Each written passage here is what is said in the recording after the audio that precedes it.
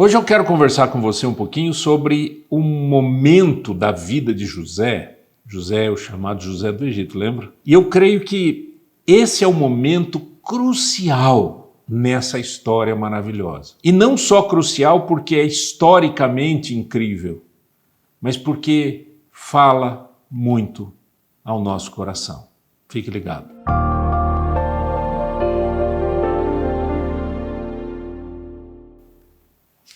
Em Gênesis 45, diz assim: A essa altura José já não podia mais conter-se diante de todos os que ali estavam e gritou: Façam sair a todos.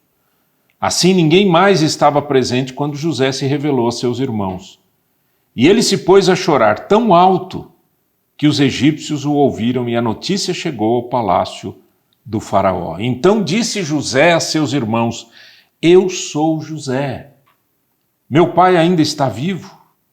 Mas os seus irmãos ficaram tão pasmados diante dele que não conseguiram responder-lhe. Cheguem mais perto, disse José a seus irmãos. Quando eles se aproximaram, disse-lhes: Eu sou José, seu irmão, aquele que vocês venderam ao Egito. Agora não se aflijam, nem se recriminem por terem me vendido para cá, pois foi para salvar vidas que Deus me enviou adiante de vocês. Esse é um momento incrível na história toda de José, por uma questão que até agora o que nós temos é os irmãos de José indo até o Egito para comprar comida. E aí está uma trama toda, né? Pegue os nossos vídeos no nosso canal, nesse canal, pegue os nossos vídeos anteriores sobre José que você vai entender bem a história. Mas de toda maneira, José convida esses irmãos para irem na sua casa. Só que os irmãos não sabem que José, o administrador do Egito, o segundo homem do Egito, abaixo apenas do faraó, é o irmão deles, que eles venderam quando menino para o Egito. Muitos anos se passaram, né? E aqui nós estamos no meio de um momento difícil da história daquela região, que é um momento de fome, um momento de seca, um momento onde o povo está sofrendo por não ter comida. O Egito tem comida por quê? Porque José foi usado por Deus nesse sentido, com sabedoria, disse ao faraó que nos 7 anos de fartura deveriam guardar, e eles tinham então para os 7 anos de fome, dos 7 anos de total seca e, sei lá, né?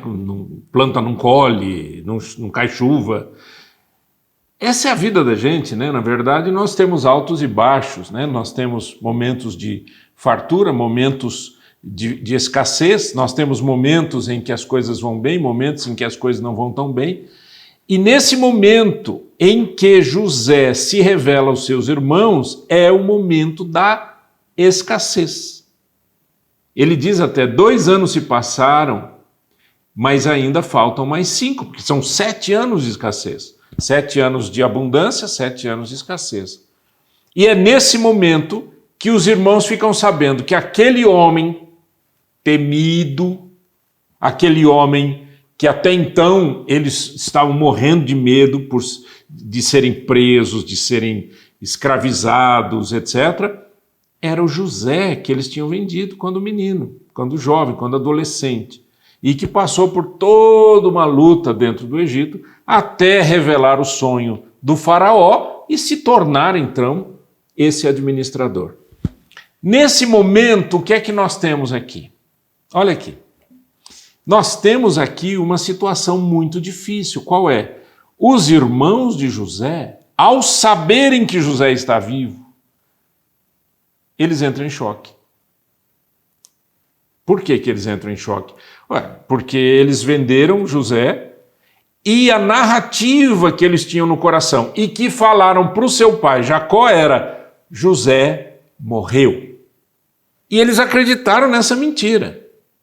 É interessante isso, né? As pessoas que mentem, elas acreditam piamente de que aquilo que elas estão dizendo é real. E eles disseram isso a Jacó. Jacó era um senhor de idade, gente. Era um senhor de idade. Em algum momento aqui do nosso texto vai dizer a idade de Jacó, aqui no capítulo 47, verso 9, diz que ele tinha 130 anos. Quando ele vai então para o Egito, ele tinha 130 anos, era um senhor de idade. E esse homem, por muitos anos, teve que ficar curtindo um luto pelo filho José. Então, quando José se revela, quando José diz, sou eu, sou José, eles entram em choque, porque até então José falava numa língua diferente da língua dos seus irmãos, porque ele estava no Egito. E ele falava por intérprete, né? E ele fazia isso de propósito mesmo, para que os irmãos tivessem um banho de verdade, né? E acordassem. Então vamos lá, vamos pensar alguns princípios aqui que nós temos nesse texto. Primeira questão é a importância da gente viver a verdade. A verdade não é um conceito. Na Bíblia, a verdade é uma pessoa, é Jesus Cristo. Jesus quem disse, eu sou o caminho e a verdade e a vida. E ninguém vem ao Pai senão por mim. A verdade, por ser Jesus e por ser a palavra de Deus, né? Porque lá em João capítulo 17, Jesus diz, na sua oração, a chamada oração sacerdotal, ele diz, santifica-os, falando com o Pai, santifica-os na verdade, a tua palavra é a verdade.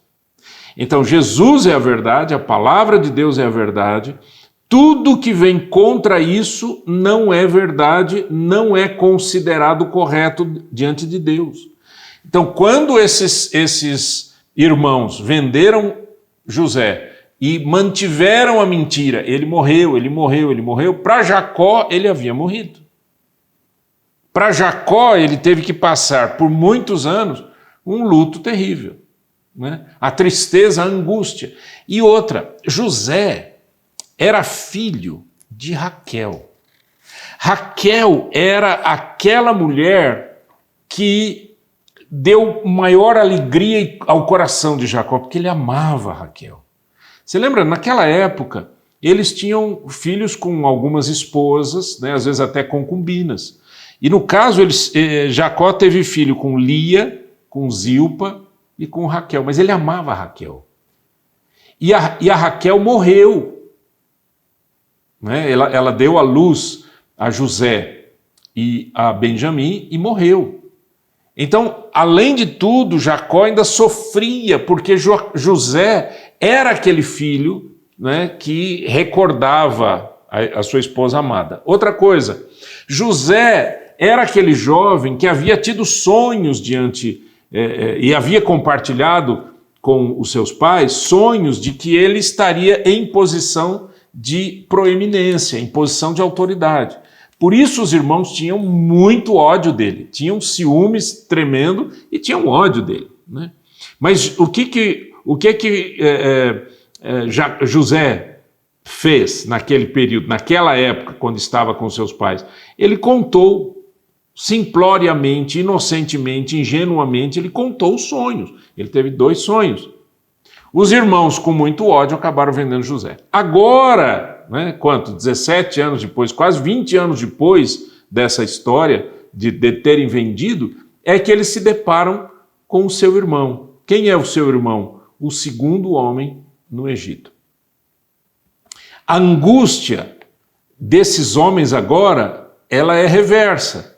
Eles não estão mais agora com medo do líder egípcio. Eles estão com medo do irmão que eles venderam. Eles estão com uma situação sem saber o que fazer. Tanto é que o texto bíblico diz que eles não conseguiam responder a José. Estava em choque, né? Mas aí, quando José diz, não se aflijam nem se recriminem por terem me vendido para cá, pois foi para salvar vidas que Deus me enviou adiante de vocês. Na mente de José, isso é lindo, gente. Olha aqui. Quando você anda com Deus seriamente e você compreende uma coisa chamada propósito divino, você compreende que você não tem que levar a coisa no nível pessoal. Ele não levou no nível pessoal. Ele não está aqui acusando os irmãos, dizendo, olha vocês, o que vocês fizeram. Ele está aqui dizendo assim, vocês não entendem. Foi Deus quem me mandou para o Egito. Para esse momento, porque se eu não tivesse aqui, estaria, né, tanto o Egito quanto a região toda, Canaã, todo mundo estaria morto, de fome, não teria o que comer. 7 anos, não são 7 dias, né? Se fossem 7 meses, já seria muito. Eram 7 anos de escassez. Quando você compreende o propósito de Deus, a sua vida muda. Primeiro, você não guarda rancor. Você vai ver que José não guardou rancor dos irmãos. Ele disse, não fiquem preocupados, não se aflijam. Eu não vou me vingar de vocês, eu não vou sair agora dando pancada. Eu vou dizer para vocês, sim, Deus me trouxe aqui. E José, certamente, não chegou a essa conclusão quando ele era um jovenzinho de 17 anos. Ele chegou à conclusão quando ele chegou lá na presença do faraó aos 30 anos. 13 anos depois, né? E aqui nós estamos, sei lá, 15 anos depois, eu falei 17, mas algo parecido. No verso de número 8 diz assim, assim não foram vocês que me mandaram para cá, mas sim o próprio Deus. Ele me tornou ministro do faraó e me fez administrador de todo o palácio e governador de todo o Egito. Voltem depressa a meu pai, digam-lhe, assim diz o seu filho José, Deus me fez senhor de todo o Egito. Vem para cá, não te demores. Que lindo.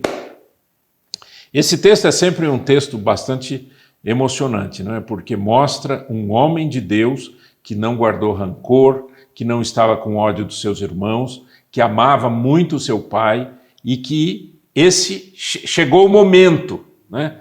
Tudo na nossa vida a gente tem que entender que tem que ter um momento, e esse momento não é definido por nós.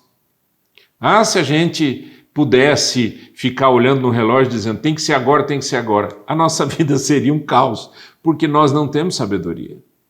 E nós não temos o conhecimento do futuro, nós não sabemos nada, né? Mas quando José diz, isso é propósito divino, esse propósito liberta, dá tranquilidade, dá clareza no passo, no andar, nas decisões. Então ele disse, não, tragam meu pai para cá, rápido, voltem para lá e tragam meu pai. E digam para ele, José, seu filho, está chamando você. Você imagina o susto que esse senhor de 130 anos, né, ou até um pouco menos, talvez até esse processo de vai e vem, né, não eram viagens curtas, eram viagens muito longas. Nesse processo todo, imagina o susto de Jacó. Aí ele diz o seguinte, verso 12, vocês estão vendo com seus próprios olhos, e meu irmão Benjamim também, que realmente sou eu, que estou falando com vocês. Contem a meu pai quanta honra me prestam no Egito e tudo que vocês mesmos testemunharam e tragam meu pai para cá depressa. Então ele se lançou chorando sobre o seu irmão Benjamim e o abraçou, e Benjamim também o abraçou chorando. Em seguida beijou todos os seus irmãos e chorou com eles.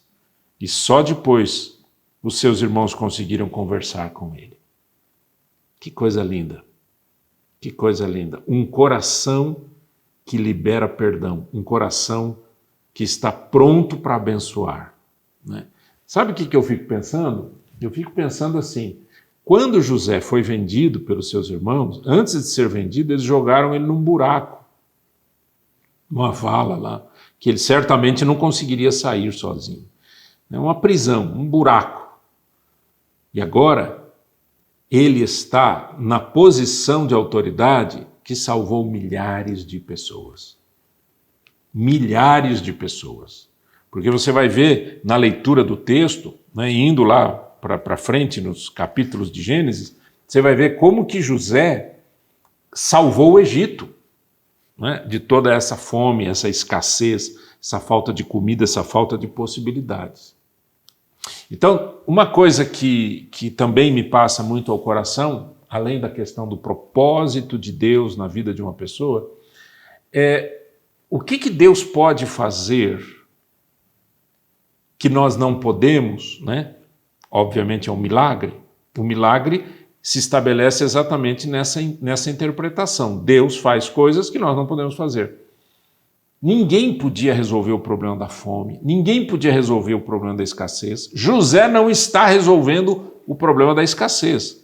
O que José está fazendo é administrando aquilo que com sabedoria foi guardado por 7 anos de abundância. Agora, quando ele está nesse momento, ele não está aqui pensando, vamos economizar. Ele está dizendo, traga meu pai.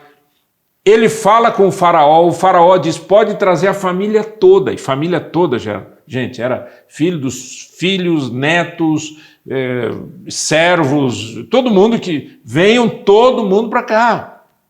E nós vamos, o faraó disse isso para José, eu vou sustentar a sua família.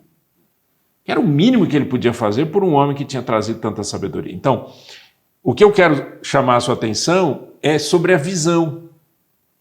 José agora tem uma nova visão. Não só salvar o Egito, né, mas restaurar a família, que estava quebrada, que estava machucada, uma família disfuncional, usando os termos atuais, né? Você vai ver isso daí que eu estou falando, da família disfuncional, você vai ver no capítulo 49 de Gênesis. Quando Jacó, já bem mais velho, já à beira da morte, tanto é que ele abençoa os seus filhos, coloca a mão na cabeça de cada um dos filhos e morre. E a hora que ele vai fazendo isso, você vai vendo a loucura que era essa família. Então, por exemplo, ele diz assim, Rúben, você é meu primogênito, minha força. 49:3. O primeiro sinal do meu vigor, superior em honra, superior em poder. Aí ele diz, turbulento como as águas, já não será superior, porque você subiu à cama de seu pai, ao meu leito e o desonrou. Você quer família mais doida do que isso, né? O filho que acaba tendo relação com alguma mulher do seu pai. Simeão e Levi são irmãos. Simeão e Levi são irmãos. Palavras de Jacó. Suas espadas são armas de violência. Que eu não entre no conselho deles, nem participe da sua assembleia, porque em sua ira mataram homens e a seu bel prazer aleijaram bois, cortando-lhes o tendão. Quer maldade maior do que isso? Você cortar o tendão de um animal que não é um animal de carga, é um animal... não anda mais, né? Maldita seja a sua ira tão tremenda, a sua fúria tão cruel. Eu os dividirei pelas terras de Jacó e os dispersarei em Israel. E assim ele vai. São os filhos de Jacó. Essa turma aqui que vendeu o José, né? Essa turma. Então eles sabiam do peso que era. Agora, na revelação, nós temos um irmão vivo, eles sabiam do peso que era o seguinte, olha, nós já fizemos tanta coisa errada. Nós já estragamos a vida de tanta gente e a vida dele, é agora que nós estamos perdidos. E José diz, não se preocupem, porque eu não vou me vingar de vocês. Eu quero trazer para o seu coração, nessa meditação, o entendimento sobre o propósito de Deus, sobre a visão de uma vida nova, da restauração da família, e sobre o quão lindo que é você manter aceso dentro de você o amor. José poderia, gente, o poder que ele tinha ali em mãos, ele poderia simplesmente, sabe, com uma ordem, ele poderia ou prender os irmãos, ou mandar os irmãos embora, dizer, olha, eu não vou dar comida para vocês não, vocês são bandidos, vocês quase me mataram, etc. Ele não fez nada disso. Ele manteve a chama do amor. Eu ouço muita gente falar, né? Muitas vezes são casais, ou muitas vezes falam sobre os pais, né? Ou os filhos, e dizem o seguinte, o meu amor se esfriou, o meu amor acabou, eu não tenho mais amor. O amor precisa ser mantido. É igual uma fogueira. Você acende uma fogueira, você tem que manter o fogo aceso. Se você não mantiver aquele fogo aceso, apaga. E nesses anos todos, 13, 14, 15 anos, né, em que José está longe dos seus irmãos, talvez até mais do que isso, o que acaba acontecendo? Ele continua com seu amor vivo. Ele não permitiu que o coração dele abrigasse ódio, amargura, a raiva, a sede de vingança. Ele manteve o amor. E eu quero chamar a sua atenção para isso porque a gente está com falta disso no mundo. Aliás, a Bíblia diz que no fim dos tempos o amor haveria de se esfriar. As pessoas ficariam muito mais amantes de si mesmas e muito mais voltadas para si mesmas. Mantenha o amor. Lembra da fogueira lá? Ó, tem que soprar, tem que botar lenha, tem que manter aquele fogo aceso. Mantenha o amor no seu coração. Não deixe que nada estrague o amor que é devido. E a gente não ama... melhor, vamos voltar um passo atrás. Deus não nos ama porque nós somos bonzinhos. Deus nos ama porque Ele é amor. E o amor de Deus foi derramado no coração dos cristãos pelo Espírito Santo. Então, um cristão que não ama não é cristão. Não tem o Espírito de Deus, não tem vida. Pense em quantas pessoas que já passaram por sua vida e você tem ódio delas, tem raiva delas, fala com amargura. Se pudesse voltar no tempo, talvez até fizesse algum mal para alguém. Não.